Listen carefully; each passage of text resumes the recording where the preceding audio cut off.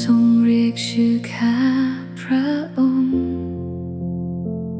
ในวันที่ใจยังสั่นไหวข้าพระองค์ยืนอยู่ตรงนั้นทั้งเจ็บทั้งเงียบทั้งไม่กล้าสบตาแต่พระสุรเสียงยังคงอ่อนโยนเหมือนฝนบางเบาลงบนใจและในความเงียบที่ข้าพระองค์มีพระองค์ยังถามด้วยความรักซีโมนบุตรยอ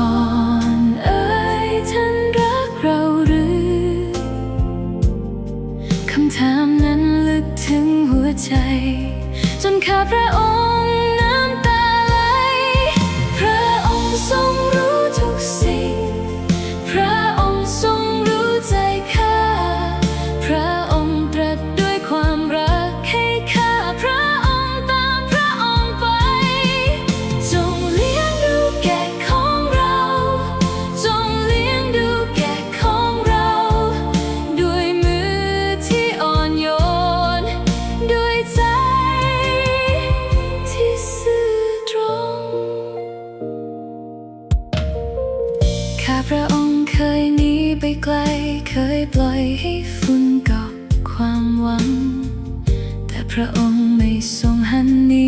ยังยืนอยู่ตรงขอบทางเดิมพระองค์ไม่ถามเพื่อทวงโทษแต่ถามเพื่อชุบชีวิต